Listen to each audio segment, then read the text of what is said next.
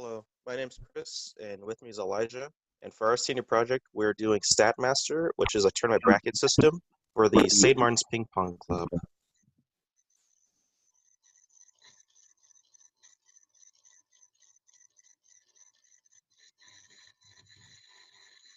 Our main motivation for doing this was that we were interested in the complexities of an algorithm, such as a tournament bracket.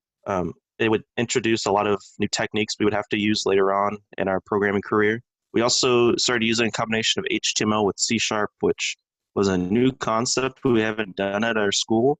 And on top of that, we had to link that to a MySQL database, which we have done from HTML, but not with C Sharp as another cork or another screw to throw in.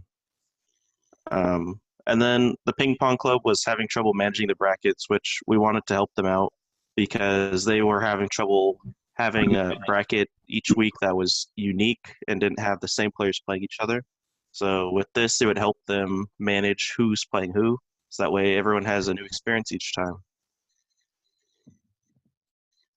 So we wanted to set up this project in a web-based functionality just because, one, it offers a better visual for the client, and then also it offered a great challenge for us, like you said, combining HTML and C# together.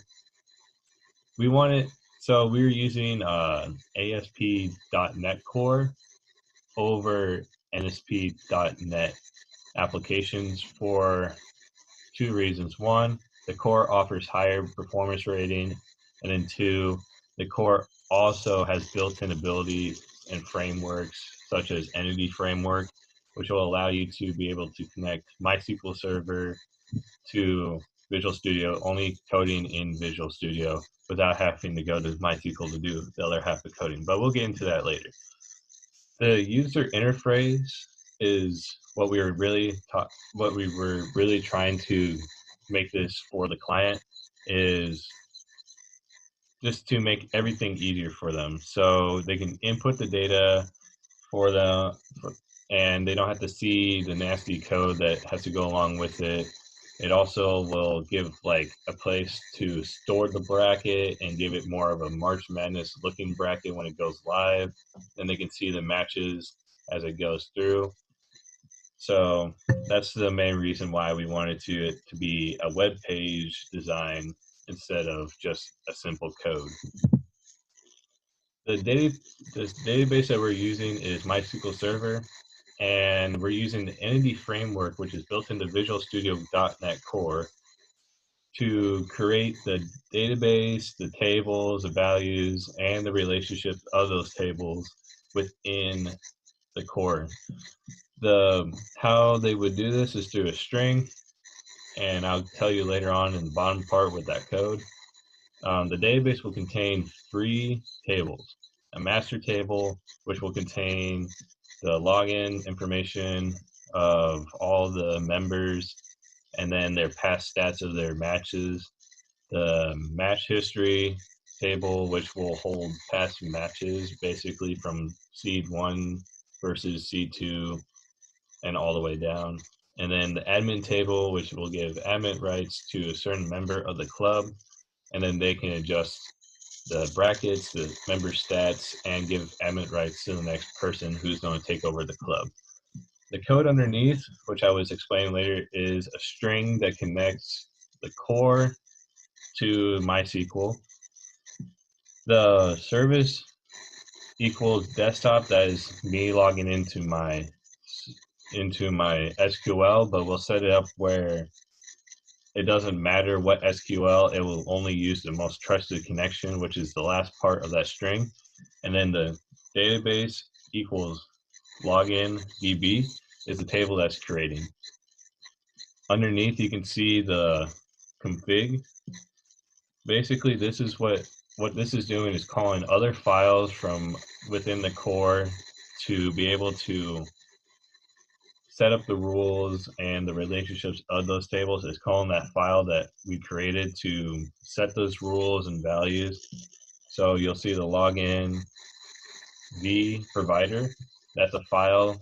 Login v is a file that contains a list of conditions that the table must contain, like a keys, max length for strings, and other such things as that.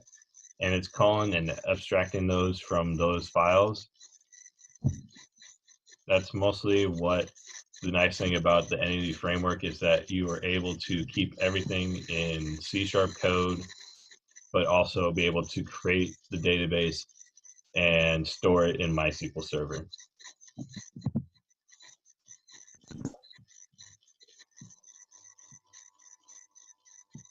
So for our tournament system, we had 3 parts in the C# that we had to do, which is bracket generation, result history, and seeding.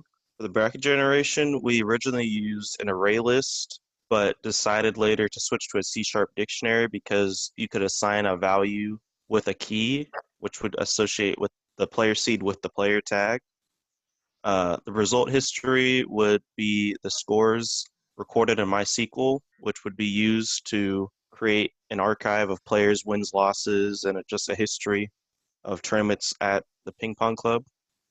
And the seeding, which is currently unadjustable in what we have right now, but we have it set up so that way it enters the seeding in from first to last based on the names you enter. It is still a work in progress, that part, but we plan to have that done by the end. So on the right, you can see the code. We have a dictionary initialized with types integer and string, and the amount equals 0 just to initialize the integer value. And then we have bool confirmed. And then below it, we have a do while statement, which has a console.writeLine to speak to the user using this bracket. It asks for them to enter the player tags from first to last. And then when they are finished entering everyone in the bracket, you type done. And it has a string response, which will take whatever answer you give them, and it will increase the amount integer by 1 and then convert it to string for a console.readLine. And if the response is equal to done, it will end the do while loop. And if not, it'll go and say you entered blank into bracket or into the tournament, and then add that person to the bracket with bracket.add the amount, which would be the seed, and then the response, which is the player name. Below that, we have integer b equals 1, which is used to work on the algorithm for creating buys, with buys going from a power of 2 after the amount of players in the bracket. So if there were 10 players in the bracket, it would be 16. And so there would be 6 buys because there's 6 spots between 10 and 16. Or if it was 5, it would be 3 because it would be the difference between 5 and 8. So to do this, we just multiplied b in a while loop by 2 each iteration through. And if b finally becomes greater than the amount of players entered in the bracket, it will subtract the difference between them, and that would be the buys. And then it will add that buy to the bracket with a for loop that will have I equal to the amount plus 1, which would start on whatever the amount was in the previous do while loop, and then add 1 and then keep adding 1 to it to add buys after the last player in bracket. And then we would display it in a for each statement, which uses key value pair, and then console.writeLine, and then you just put the key value pair key and then the key value pair value.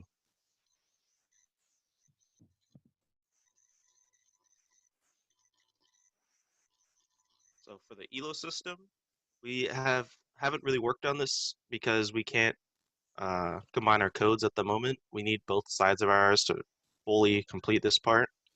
But when it is implemented, it'll create an objective ranking list based on the algorithm for player skill from the tournament results collected.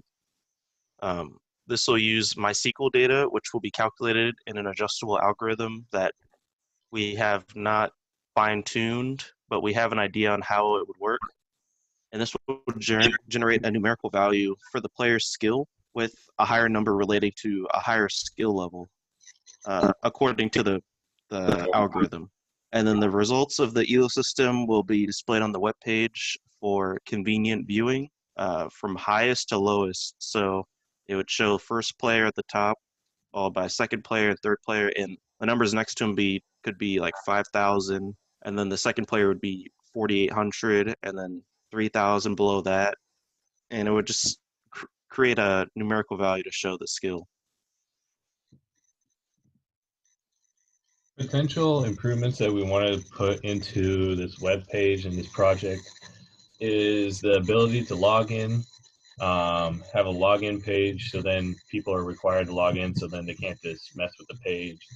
News and events feeds, keeping the club posted or just sharing cool events that happen through the ping pong club.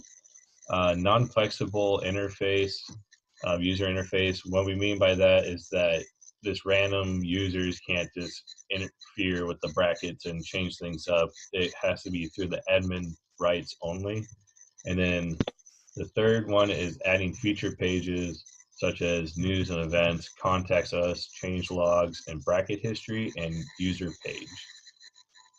This is our project for 2020 St. Martin's University. Thank you for your time. Have a great day.